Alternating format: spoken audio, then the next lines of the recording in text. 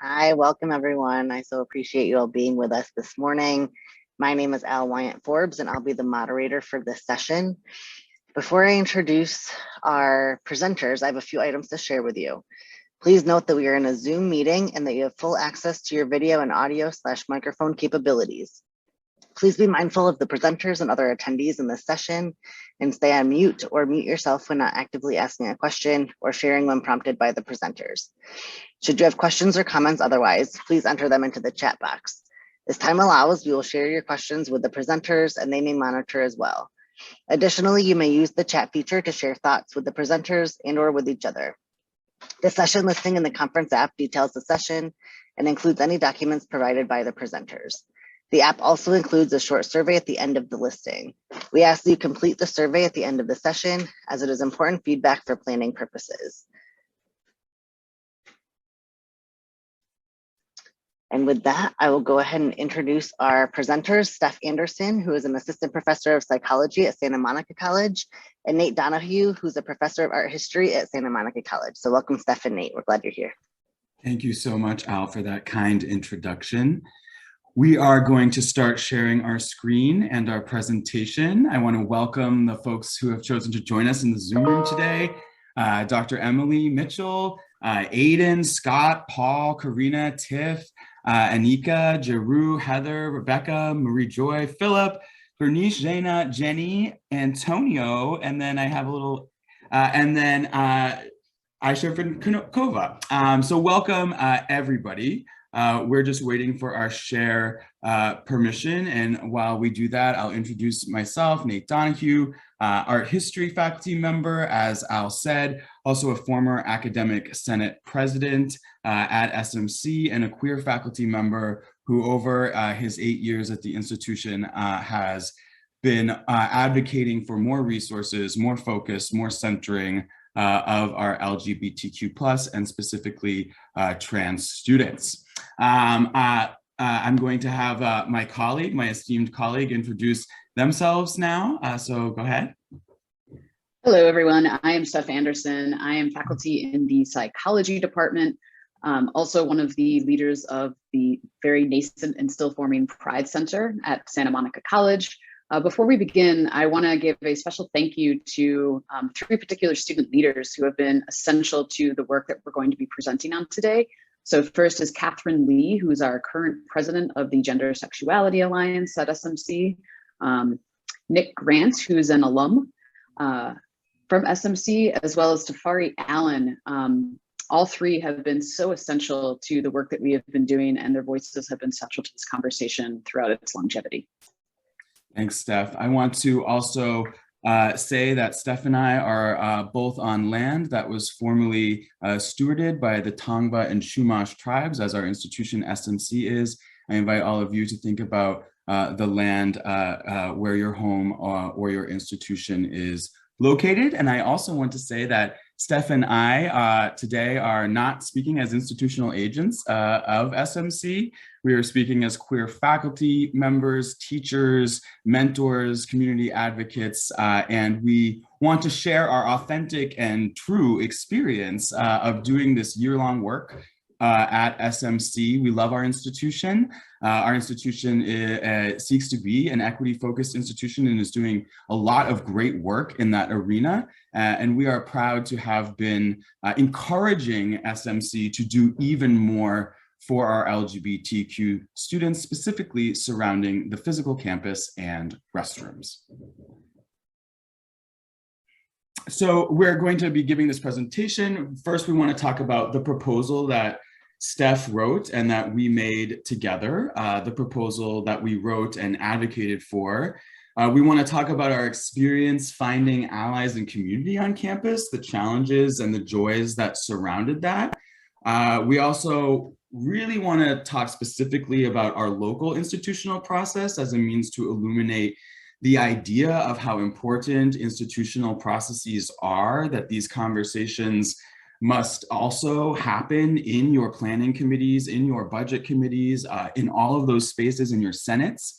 Of course, the leverage we mobilized, what we think was effective in producing and winning what we were able to so far achieve in this arena for our students and our faculty members.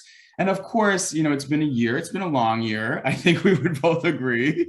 And we want to talk about what we would change if we had to do it again, right? If we started back last year now, knowing the sort of Wizard of Oz thing, right? If I had known, if I had already known what would happen, what would I do? And there are some things many things that we would do differently, and we want to share that knowledge with you. All right. So first, I just want to give an acknowledgement to the summit last year and the inspiration that I personally garnered from attending the presentation done by Aaron Reed, which I believe is happening concurrently with us right now. Aaron presented on and was very generous with sharing all of their materials on the gender inclusive facilities advocacy work that they have been doing. And it was from that particular presentation and later correspondence with Aaron that I really felt galvanized to do that work at SMC. And part of what we want to share with you today is how we did do that work and the hopes that this is useful for you at your own local institution. And so any way that we can be a sounding board or just a part of that process with you, I won't speak for Nate, but I will say definitely that is one of the hopes that we have from this is we're in this together as a community. And so with that, the first starting place that I had was the creation of a campus specific proposal for SMC. So if we were to sort of implement and change all our bathrooms at SMC to be all gender, what would that entail and what would that look like? And so we briefly want to go through what actually the proposal entailed. And so part of this process was not just sort of walking in, assuming that our campus understood why all gender bathrooms matter and why they are necessary.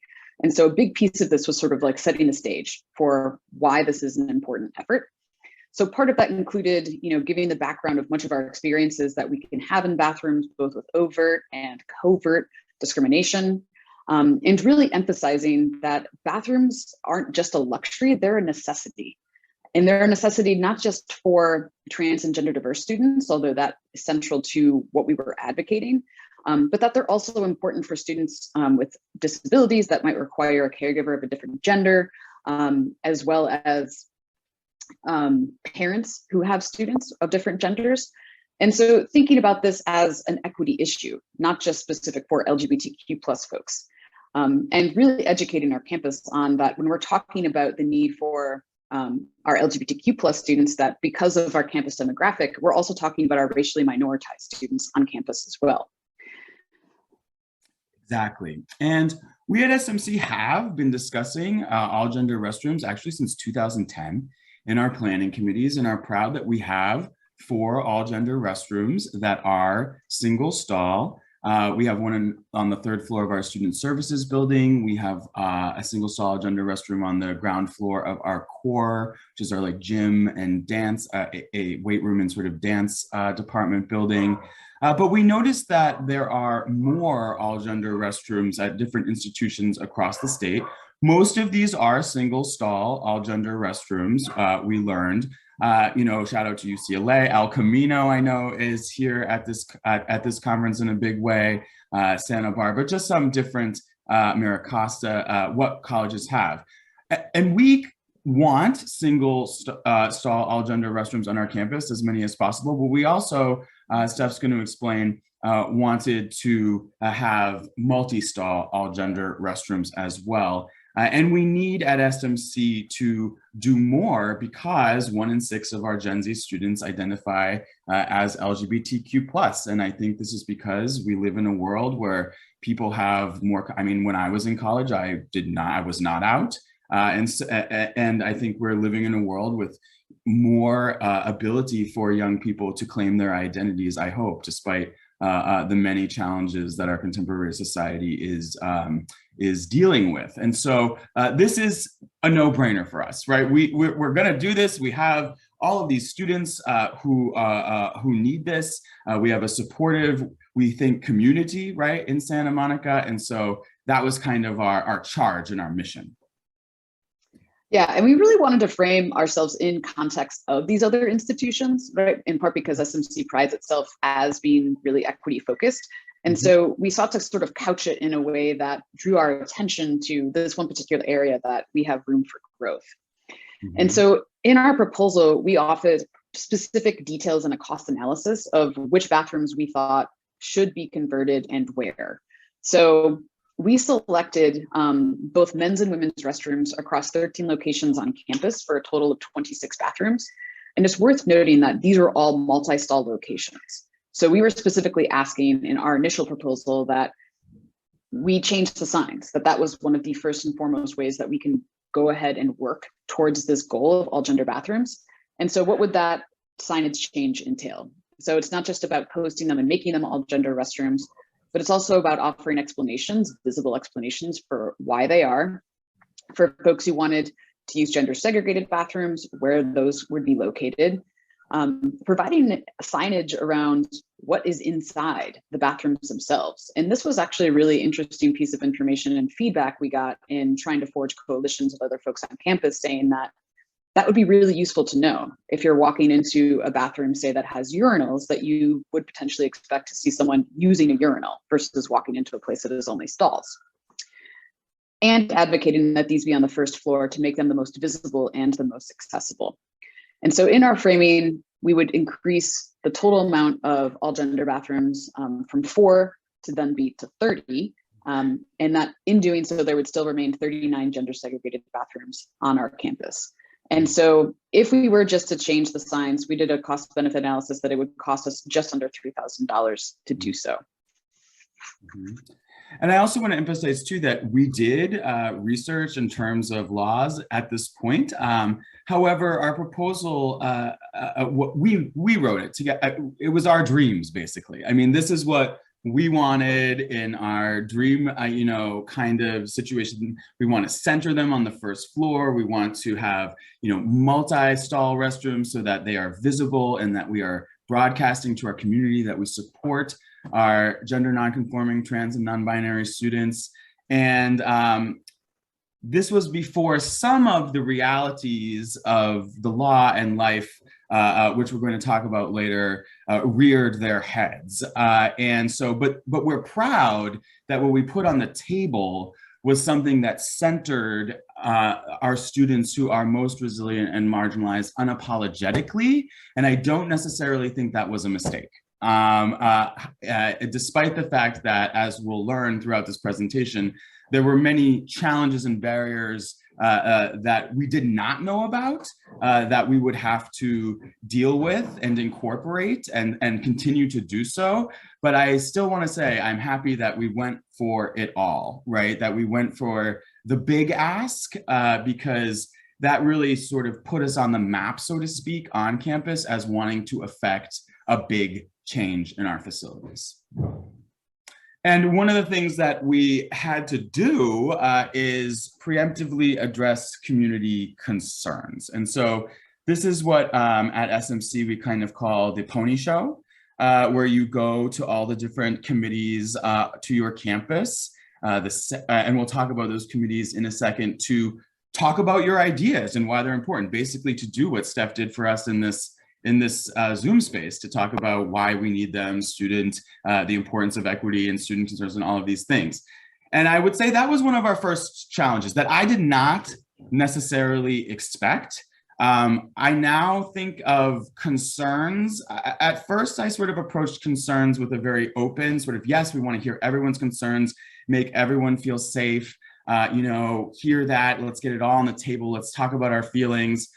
But it became challenging in the sense that concerns became sort of tipped into gender binary enthusiasm, as I call it, as we've called it a little bit. And so things that, we had to talk a lot about safety for cis women, right? What is going to happen in these bathrooms, which was hard for us because I don't want to sort of traffic in a discourse which sort of indicates that because trans folk or non-binary folk or the bathroom is all gender, that somehow it becomes less safe, right? Because that plays into so many fear stereotypes that exist in our world, but yet that delicate conversation kept happening over and over again. They're inconvenient, right? We're not ready. We already have them. I heard a lot, well, all of our future buildings will have them, in the plan. And I'm happy to say that that is the case, but we have a lot of buildings which, the future is quite far off. And so, and even in buildings that have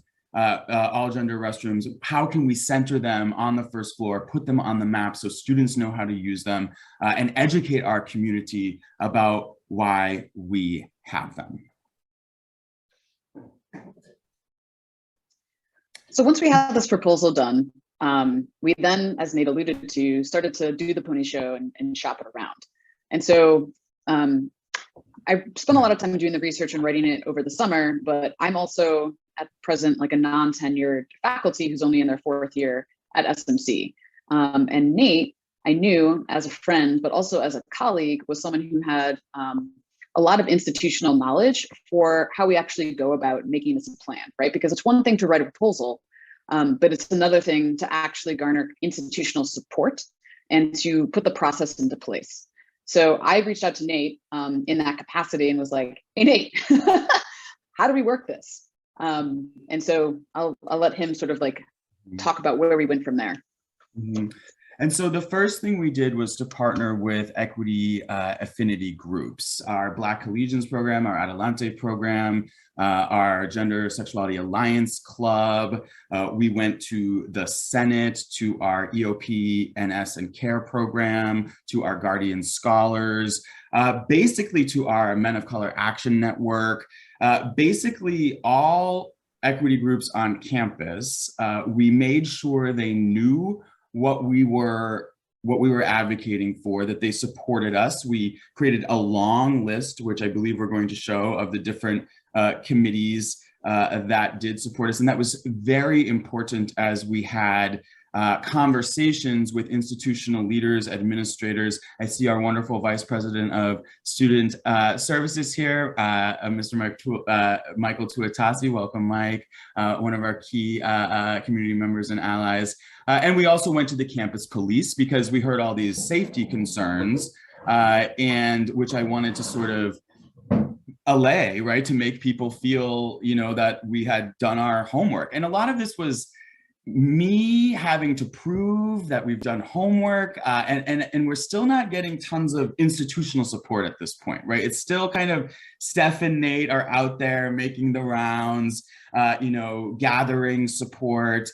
We went and talked to our chief of police. I want to thank Johnny Adams, who was extremely supportive and was and basically said in no uncertain terms, this is not a safety concern for him, that the truth of, I guess you would call it criminal law, is that anyone of any gender can be in any space or restroom already.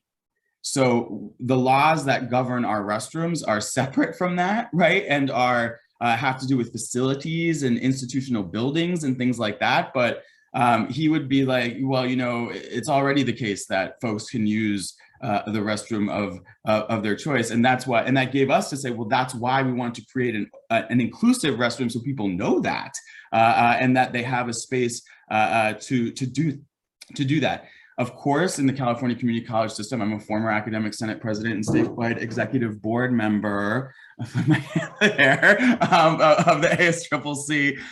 We have to activate our faculty shared governance and participatory governance body, right? And so we went to the Senate and made sure that we went through I call it the two-step process, right? The first read, the second read, Senate exec to the Senate. We had a resolution that we can read at the board, and making sure that our local president, who I want to thank, Jamar London, understood our ask and was supportive in the Senate goals and objectives as well. And our students. Yeah, go ahead. Yeah, and our students were central. So I currently oversee the Pride Advisory Committee, which is sort of like the place where we're formulating and dreaming about what we want our current, in its growth, Pride Center to look like. And student participation is central in that. I actually saw that we have one of our representatives from the Gender Sexuality Alliance, Zena, here in the room today. And so student feedback was really important on this as well. And so they were sort of locking stuff with us all the way. What was interesting, though, is that when we went to associated students, the form of student governance that exists at SMC, and we offered them the proposal that we already sort of detailed to you with these 26 bathrooms that we had identified, they sort of came back and said, well, why not all of the bathrooms? Yeah. And so what was really curious about this process, right, is that they ended up not endorsing our proposal because they thought that we didn't go far enough. And so I loved that, right? It just sort of It was a moment. It was a moment. Yeah. It just sort of highlights, right, that our students know what they want and need, and that really it's us as representatives of the institution who are a little bit lagging behind. I've never felt more conservative than on that day. I was like, oh, we should have asked more. I was like, this is like, I was like, oh no, like, I guess I'm a little old now. Yes. And these are all the groups that we mentioned before. So, I mean, it was a lot of labor to go into all of these meeting spaces. Steph, did a lot of that work and talking to these folks. It was absolutely paramount that we had this support, right? And that we had this list. I mean, I've read from this list, just taken the list and just read it, like in different meetings that happened last week, actually.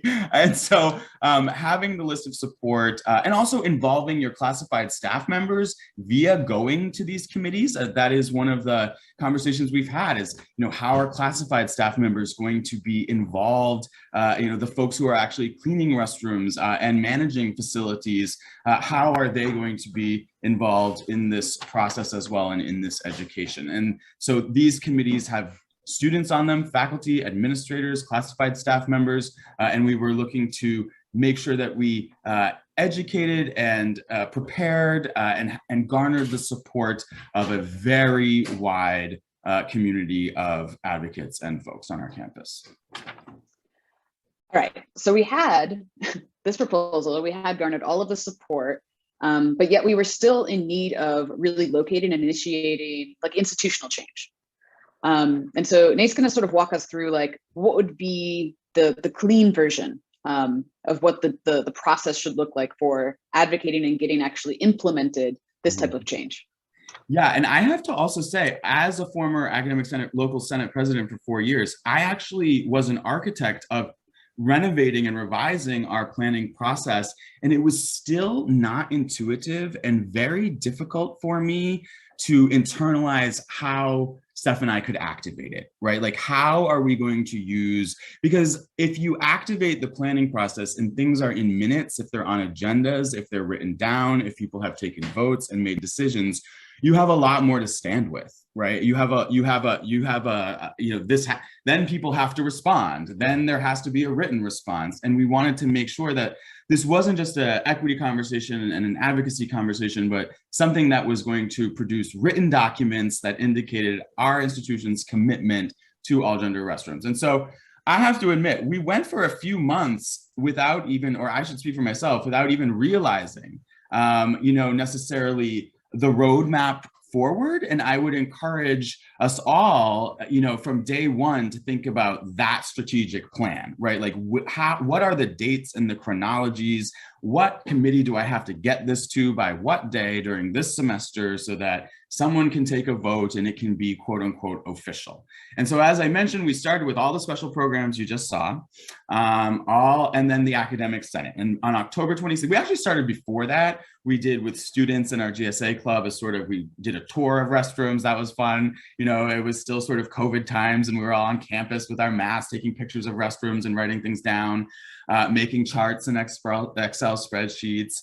By October 20, so that was sort of like the summer going into the fall of 2021. Then on October 26, we had the resolution passed by the Academic Senate. We started that process in September so that we could have by sort of midterm time a resolution.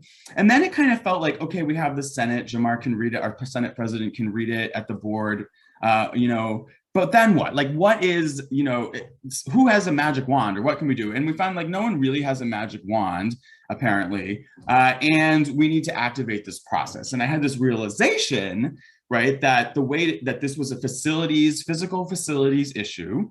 We have a subcommittee, DPAC stands for District Planning and Advisory Council.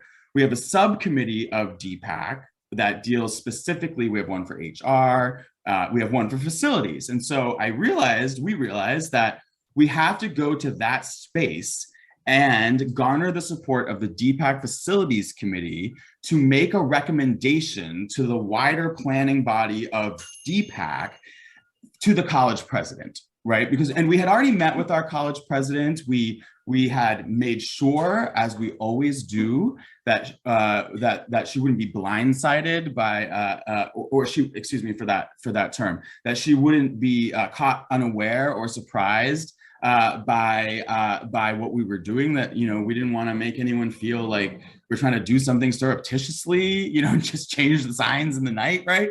And so we had already talked to her, but we got that endorsement on December 9th, and we started that process in early November, right after the October 26th resolution was passed. Then we went to DPAC Facilities. We have good allies on that committee, faculty, classified, and administrative allies. And we were able to have them at DPAC Facilities recommend to DPAC. And even then, right, so DPAC Facilities passed a recommendation for the district to explore all gender restrooms. But even then, the mechanism for facilities to pass that recommendation to DPAC, I had to do that. And I'm not on DPAC Facilities. And I was able to do that because of my positionality and institutional power at SMC that I have garnered through participation and advocacy for 8 years and my former presidency. But I had to do that. So so think about who's going to take it from DPAC Facilities then to DPAC. And I've been on DPAC for 7 years. I was also the vice chair for 4 of those 7 years. And so then it went to DPAC, which is the larger planning council. And we had to have the conversation all over again, right? And so that was part of the frustration, is that every space we're going to is the same concern, is the same conversation. And, I was talking to Steph once, and we're like, how do you do it? And I said, I just put my Disney princess tiara on. And I just try to field these questions as if it's the first time I ever heard this stuff. And I'm getting more and more frustrated as the months go by, and I'm trying to smile, right? And finally, and it wasn't easy, even at the planning council, we had a lot of voices who were still concerned, who, had qualms, and so. And by that point, I felt like we had done a lot to allay these concerns, and we're talking to different people in the institution about this. As we mentioned, the police chief, our administration, all kinds of things. Finally, right, just I think after some very, for me, difficult planning meetings and Steph, we got DPAC to pass a resolution, or I shouldn't say we got DPAC. DPAC decided to pass a resolution to recommend to our college president.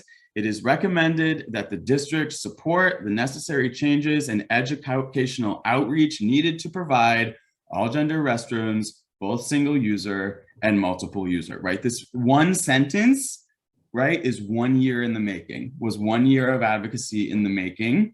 And now, am I on my right slide? I don't know if I'm going beyond. And now, yes, we are expecting a response. It means that the college president has to respond in writing, right? Because that's the way the process works. And so we hope by May 25th, and we've been working with administrative leaders on this, so that we would have, and then there's when is this going to happen? When are we going to get a response, right? Is it going to be next year? Is it going to be in a month? And so always creating those dates and making sure that we stick to a chronology is very important, and that's the exhausting part, right? Because you feel like if you're not pushing it forward, then it stops, right? Still at this point, I'm more hopeful now that as we've institutionalized this through the DPAC process, things are going to start to change a bit. And they already have. I will say that we're getting a lot more institutional support and research involved. And then we'd like to go to the Board of Trustees in June to talk about not only the amazing Pride events that we've been organizing at SMC, but also, a triumphal, hey, we're going to do this. Let's all cheer. And Steph and I will just take a nap while everyone else cheers. Yeah. So one of the things that we wanted to talk about, right? Like this looks like a pretty clean process in how we've laid it out here. And you might have noticed that even this recommendation wasn't actually speaking to the proposal that Nate and I wrote at all.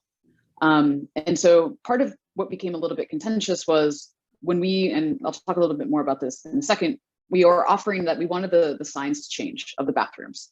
And so the signs in and of themselves to convert multi-stall, gender segregated to all gender, that became really a really contentious and difficult advocating point.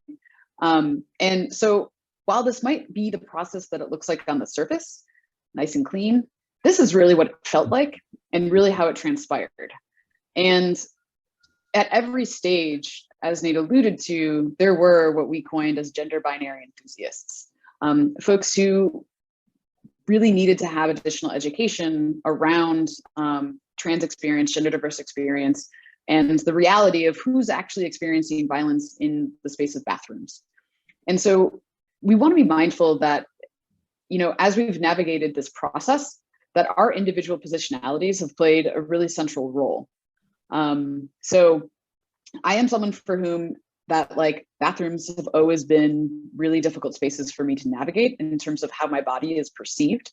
And so there were definitely times at this where it really hit too close for me, in particular doing the advocacy, but also being mindful of my positionality as a non-tenured faculty in speaking to some extent the truth to power, so to speak. And so there were many times that Nate and I had negotiations around who was able to even access this process, as Nate talked about in terms of his own positionality as a former academic senate president, who can get things on the agenda, and then who should be strategic, in even speaking in these meetings, right? And so sometimes it was more strategic for me to speak because I didn't have as much institutional experience and I could sort of play the like, I'm not sure I'm understanding this process, right? Could you explain this a bit more to me? Which was to my advantage. But being really mindful of how our institutional positionalities as queer faculty, as well as, for me specifically thinking about like my role of whiteness, is also having access to those spaces to begin with. And I see, Drew, your question, that's the sort of like joking way that I've talked about gender binary enthusiasts or folks who are like really committed to the gender binary and really don't see the need for the creation of all gender bathrooms or being mindful of trans and gender diverse experiences. And so instead of sort of saying like gender naysayers, we're just saying enthusiasts of that binary process. Or other words. In other words, yeah. That's our nice word. Because we want to bring everyone along in the big tent, yes. Okay, so what kind of leverage did we use in order to gain traction? And I would say, first of all, the proposal that Steph wrote is magisterial, right? Steph is an expert in social policy and workplace discrimination, and it was amazing to have such a document to stand with, right? I mean, I always felt, you know, very confident in the way we presented our argument. We needed all of the community engagement and feedback and the ability to say, yes, we've went to every single committee on campus. Yes, we have a list of 30 endorsements. Yes, we use the Senate. Yes, we've talked to the college president. Yes, I've acted the planning process. Yes, I've talked to the CBO about cost and things of that nature. Yes, yes, yes, there is no stone left unturned. Support from campus police, we've talked about, the Senate president, we had the students involved in the newspaper. We've already talked about the DPAC facilities, which was really one of the keys to unlocking the institutional process. Also talking about, you know, again, and I want to emphasize what Steph said about the positionality of faculty. I have 6 classes to teach, right? I am not a facilities expert. I am an enthusiastic advocate who wants to make positive change in the physical fabric of our campus in service of our queer students. But I need help, right? And I need to be able to admit that, like, I'm not, right? I need partners. We need people to be with us, right? We need other expertise because, you know, I don't necessarily know everything about California laws, right? I don't necessarily know everything about what is possible. I know what should be possible and what should happen, but that was really important as well. And so was the student-led petition that was put together for students to sign. And we wanted to send it as a district-wide bulletin via our Student Equity Center to sort of garner this wider support, like, will you sign this petition? And that was really a leverage point too, because that was the kibosh was put on that, right? And I think it was because despite a year of conversation and planning and all the things that we've told you about, they didn't necessarily feel ready to go public. And once we were like, but we want to send this to the public, and like, should I send it to a faculty all or something? And how can we get wider traction? Then people started to focus a lot more, right? In terms of, the institutional aspect of it. Then it was like, okay, well, we don't want a public mess, which I don't think it would have been, but, we don't want, we want to be able to retain some control, right? And so that is when I felt, as well as the DPAC process that we've described, that we had a lot more institutional partnership, which has proven to be very, very important in determining what actually is possible. Yeah, so when we look back here, right, to where we are in this process, I would say that part of what was really essential with this naming and calling out as faculty is that some of the responses that we had gotten, in these spaces has been that, like, we need to talk to more folks on campus. We need to make sure we're covering all of our bases for garnering public support. And for me, what I ended up saying was that, like, I'm a faculty member who is an area expert in, like, discrimination against LGBTQ folks. I'm a social psychologist. I am not a building planning expert, and I don't know how to do that. And so, like, we're offering this to you as, like, something for the institution to now pursue. And so with that moment in DPAC, then our Vice President of Business and Administration then actually activated the research process that any institution would have to do in order to implement such changes. So think about this as, like, the institution doing the due diligent research that they would have to do in order to realize these changes. And so the result of that was, we now know that there are two really key obstacles that exist to actually implementing all gender bathrooms on our campus. And so, if you might recall, our initial proposal was to change the signs. And from our reading of and research, we had thought that that was still in line with the California Plumbing Code. And what we learned, what our DPAC folks had helped educate us on, is that, nah, it doesn't work like that.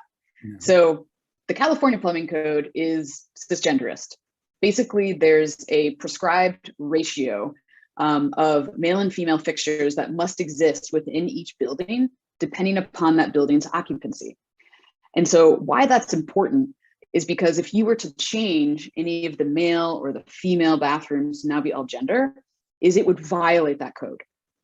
And so of its nature, putting all gender bathrooms into buildings, because it's not written into the California Plumbing Code, is in violation of it.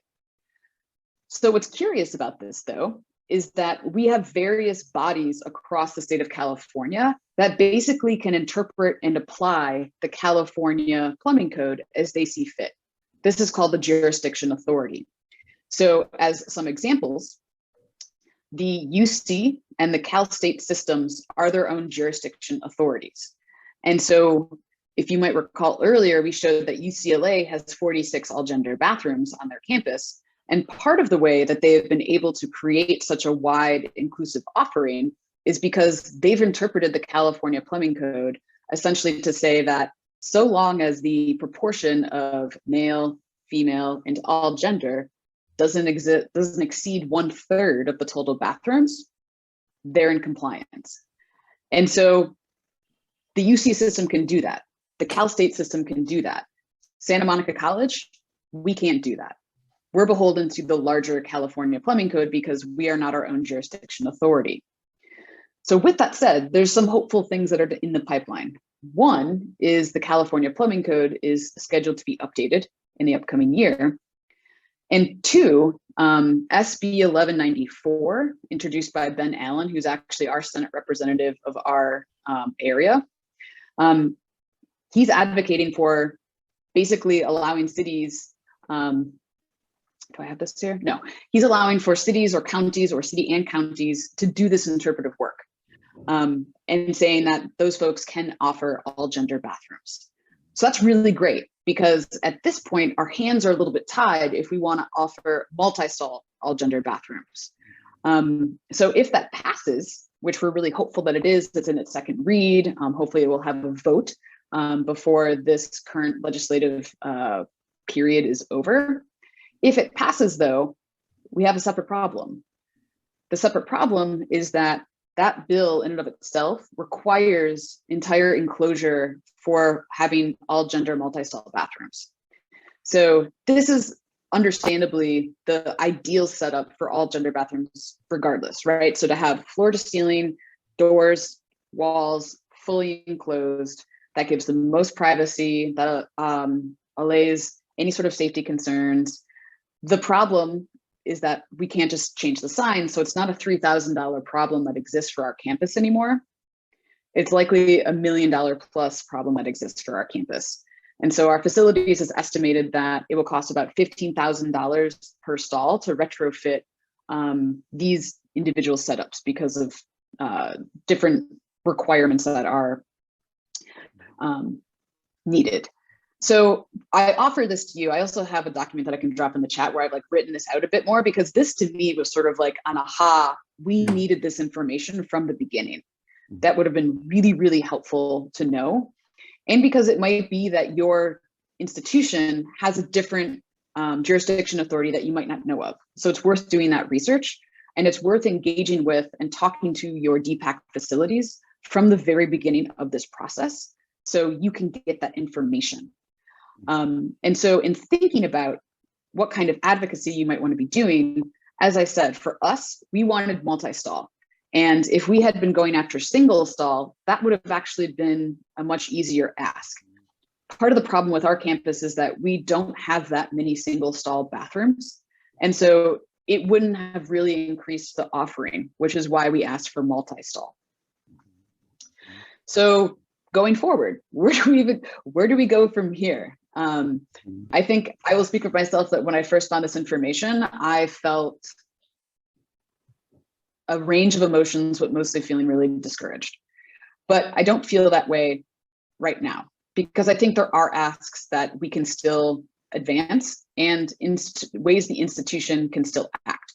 And so in the interim, while we're waiting for this bill to pass and the green light to happen for all gender bathrooms on our campus specifically, we've asked that our marketing department actually update our campus maps to include where the all gender bathrooms are.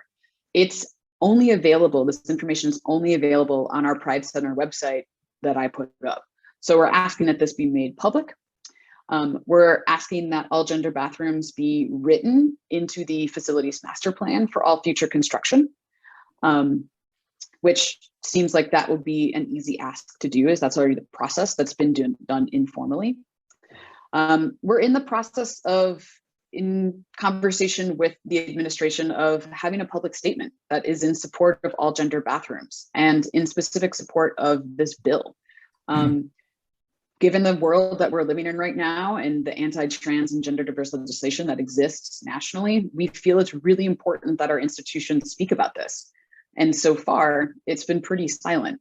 And so we think that it's really important that they do that. That also our institution articulates, if the California Plumbing Code gets updated, how is SMC going to be involved in advocating for those changes? And that Nate and I stopped doing this campus education for free. Yeah. So that if the campus determines that we do need to have additional education, that this is actually itemized and paid for, whether it's us doing that work, which likely won't be because we're both sort of burnt out from it, but that it actually be something that has dollars behind it. Mm-hmm.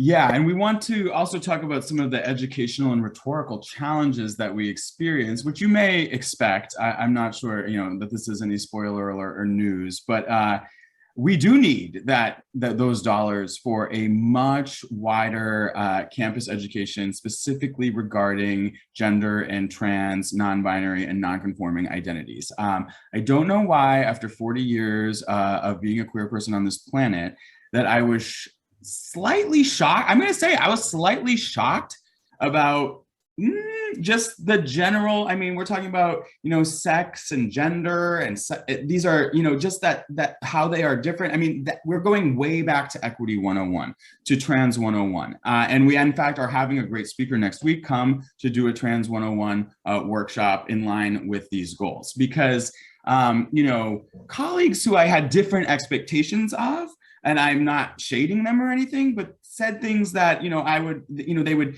be in a meeting and say something and then call me after and be like, how did that land, whatever. And I'd have to do some education that, right. It was just much more. And as I said, I don't know why I had a different expectation. Maybe it's my own sort of circle or that I need to sort of, learn what's outside of that circle a little bit more, but it was tough. And so really having a year-long programming, not just a Pride Month, but a year-long programming, trying to get, really robust ally training on your campus that is more than a sticker, but something that is, a cohort that goes through. I mean, that's what we would dream of, because the lack of knowledge about gender and sex was disturbing.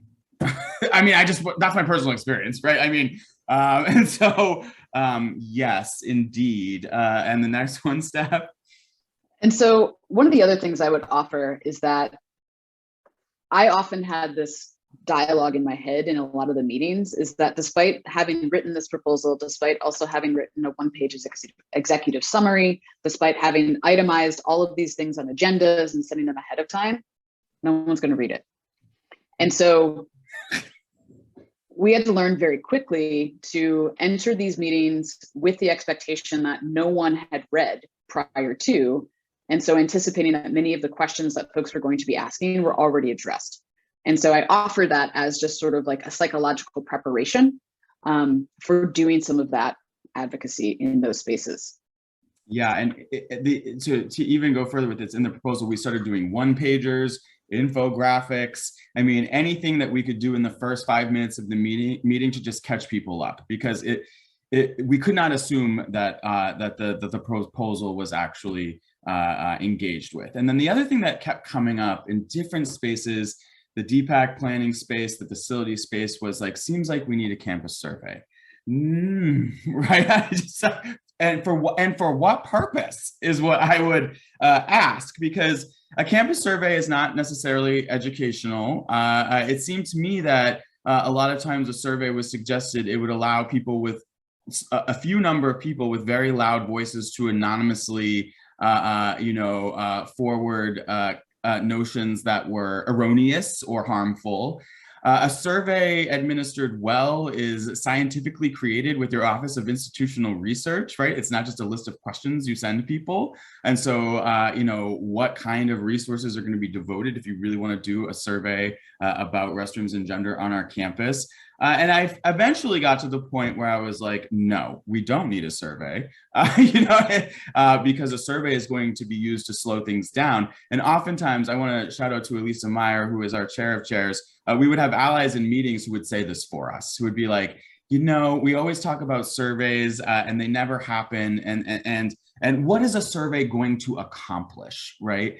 Is a question. And do we take our direction in terms of this particular equity advocacy on our campus from the majority, right? Or do we take our cues from our campus equity plans, from our institutional planning process, and those types of things? I don't want to silence people. I just want to make sure that if we are doing a survey, that it is useful and administered under the best intention. That's all. And we didn't do a survey.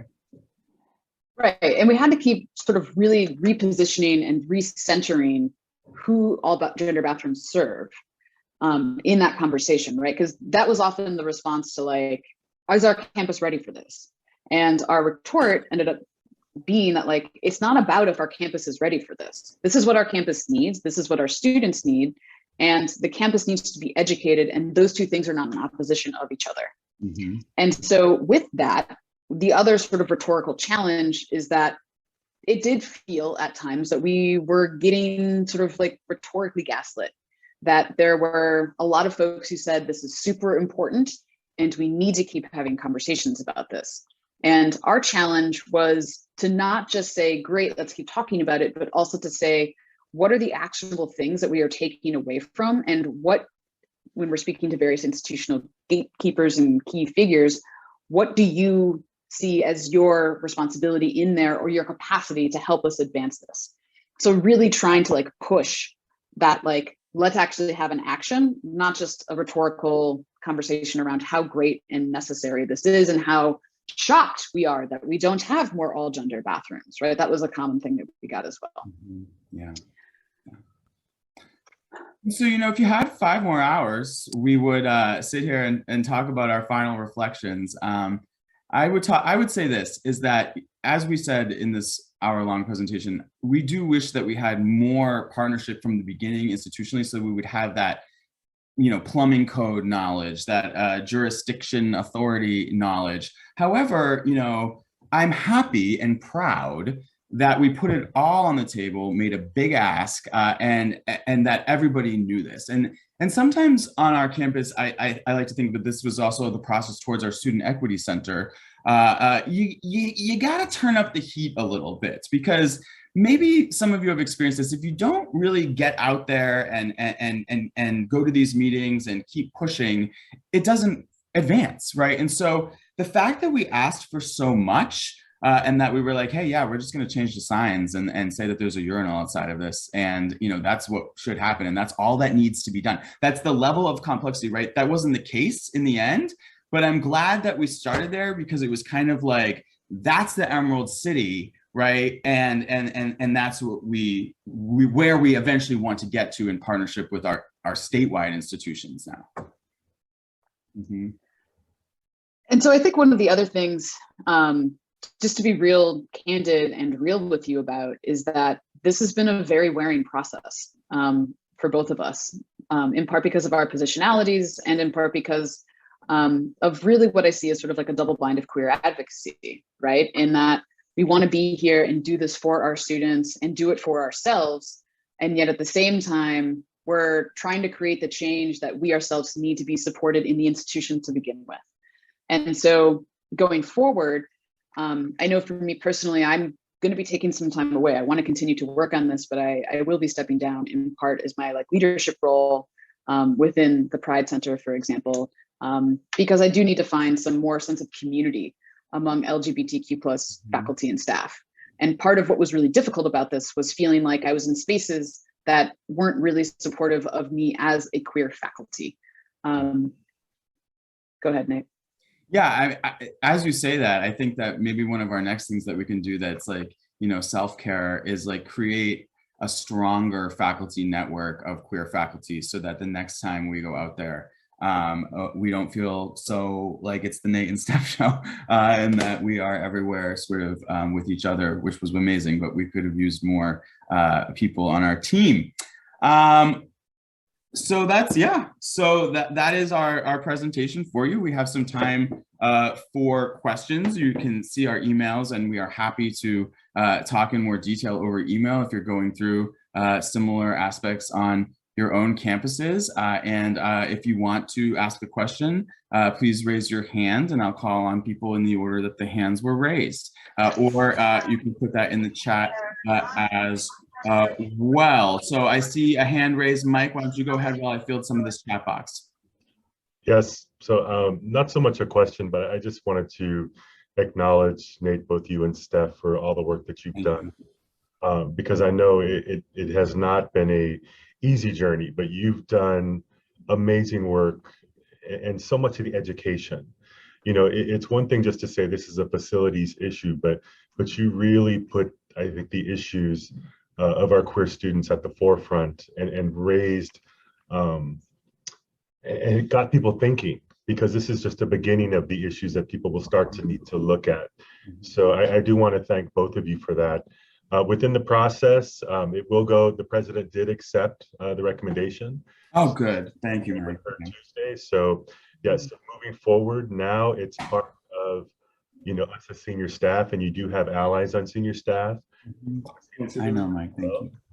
So we will move that forward, and and put a plan in place and get things done. So but I do want to acknowledge both of your work because even though it may seem like you were spinning your wheels at time, none of it was done in vain. So thank you both very much. Thank you, Mike, Vice President Tuatasi. You have been a wonderful ally, and we appreciate all of your support, definitely.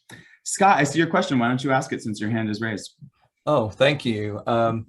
We're in the process of starting this. We've slowed down on it because of COVID and everything. And we're coming up with a lot of things like we can't even get information from our facilities people right now. So it's been quite difficult, but I was more concerned about how you started. You said you started in the summer and fall. Did it come from just faculty to go to the faculty senate? And then you reached out to these other groups? You gave the timing, but I want to know where you started. Did you make an announcement that you were doing this, or did you just do it in faculty senate, or did you do it in your college planning council? So I can tell you where the start was doing the research for the proposal itself. And so I'm happy to share our proposal. It's also accessible on the website with the link that you see there. And so in doing that research, I reached out to facilities from the beginning, because I wanted to make sure that I had correct what I perceived as the number of current all gender bathrooms, as well as just like understanding what scope I was sort of working with. Having a non-response, I would imagine, is incredibly frustrating. There was a lot of follow-up I had to keep on doing in order to get that response. And part of the leverage I think that was useful was copying some of the folks who are a bit higher up in the institution, who I knew oversaw that and were friendly to these changes, that to help sort of like facilitate that response from them. I think part of what's a little bit difficult is when you're asking folks to do stuff that might not fall necessarily in their like job purview, you might need to have the leverage that comes from the people who oversee them in order to get that working. Yeah. I mean, where we started was with faculty and students. It was something that started in our Gender Sexuality Alliance Club, and between Steph and myself. Really, Steph is the impetus for the entire movement, and we went to the faculty senate, and then we started going to all the affinity groups and places like that. We wanted to do that work before. We wanted facilities to give us information right away because we needed that, and the lack of that information was difficult. But we also knew that if we hadn't had that education, that sort of turning the heat up, that they would say, and rightly so, right? Have you had this conversation? And not rightly so necessarily, because I think they should be written into our plans no matter what. But have you talked to these people? Have you done outreach, right? Have you done that aspect of advocacy? And so we wanted to make sure that we had all that support before we showed up in these spaces and we're like, this is what needs to change. So yeah, faculty senate, student clubs, affinity groups that we thought would definitely be supportive. And then we sort of fanned out to the actual planning council, DPAC. And as I said, part of it was, even though I had been involved in writing that process, part of it was just the arcane bureaucracy of realizing how to activate our system. And I will say that it is, as Mike said, it is the activation of the system. Now we have a positive response from the college president, which is a reason to celebrate. Thank you for letting us know in this wonderful space. It was the activation of the planning process, which was super necessary. So the support from the community, activation of the planning process in all the minutes, agendas, and documents. And now it's a question, now we're gonna have conversations about how many stalls, how much it costs, $15,000 times 20, $15,000. I think it's at least $1.5 million, but that's the way I think. But it's just like, thinking of all those things. All right, Nate, I'm gonna step in here. It's 11:15 a.m.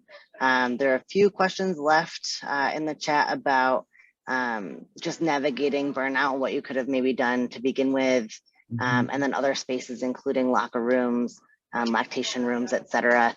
So just things to take with us as we continue throughout the summit for today, and hopefully y'all can get a chance to maybe email Nate and Steph and connect around those further. So yes, and locker rooms and lactation rooms are also on our plate. Yes.